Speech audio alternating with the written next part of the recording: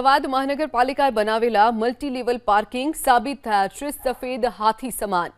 200 કરોડના ખર્ચે બનેલા પાર્કિંગમાં નથી વાહન પાર્ક થતા, નથી દુકાનની ખરીદી કરવામાં આવતી। મણિનગર અને નવરંગપુરા વિસ્તારમાં બનાવવામાં આવેલા મલ્ટીલેવલ પાર્કિંગમાંથી પણ અમદાવાદ મહાનગરપાલિકાએ કોઈ બોધપાઠ ન લીધો અને વધુ 2 મલ્ટીલેવલ પાર્કિંગ ઊભા કરી દીધા। પ્રહલાદનગર વિસ્તારમાં 1500 વાહન પાર્ક થઈ શકે અને 27 દુકાન બનાવી ભાડે આપવાનું લક્ષ્ય હતું। વર્ષ 2024માં બનેલા પાર્કિંગને હજુ સુધી શરૂ નથી કરવામાં આવ્યું।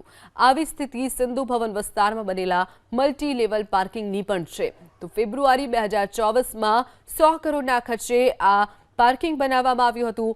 1200 વાહન પાર્ક કરાય તે પ્રકારની વ્યવસ્થા અને 38 કમર્શિયલ એકમો ઊભા કરાયા છે। જો કે 1.5 વર્ષ બાદ પણ એક પણ વાહન પાર્ક થતું નથી તેવું બન્યું છે। સાથે જ કમર્શિયલ એકમો પણ ખરીદી કરવા માટે કોઈએ તૈયારી બતાવી નથી। અમદાવાદ મહાનગરપાલિકાએ સિંધુ ભવન વિસ્તારમાં 12 ફેબ્રુઆરી 2024ના રોજ ખુલ્લો મૂકેલ મલ્ટીલેવલ પાર્કિંગ પણ સફેદ હાથી સાબિત થયું છે, કારણ કે પ્રહલાદનગર અને સિંધુ ભવન મલ્ટીલેવલ પાર્કિંગ કુલ 200 કરોડના ખર્ચે બનાવવામાં આવ્યા હતા અને વર્ષ 2022માં અમદાવાદ મહાનગરપાલિકાએ આ મલ્ટીલેવલ પાર્કિંગ બનાવવા માટે નિર્ણય કર્યો હતો। સિંધુ ભવન મલ્ટીલેવલ પાર્કિંગની પરિસ્થિતિ કયા પ્રકારની છે? આ જે પાર્કિંગ છે ત્યાં આગળ પણ 1200 વાહનો પાર્ક થઈ શકે તે પ્રકારની વ્યવસ્થા હતી, પણ પરિસ્થિતિ એ પ્રકારની થઈ છે કે આ પાર્કિંગ બનાવ્યા બાદ નથી અહીંયા આગળ પણ કોઈ વાહનો પાર્ક થઈ રહ્યા કે નથી કોઈ કમર્શિયલ એકમો વેચાયા, જેના કારણે જે 100 કરોડનો ખર્ચ કરી અને આવક મેળવવા માટેની અમદાવાદ મહાનગરપાલિકાની યોજના હતી તે સંપૂર્ણ રીતે ઊંધી પડી હોય તે પ્રકારની પરિસ્થિતિ જોવા મળી છે।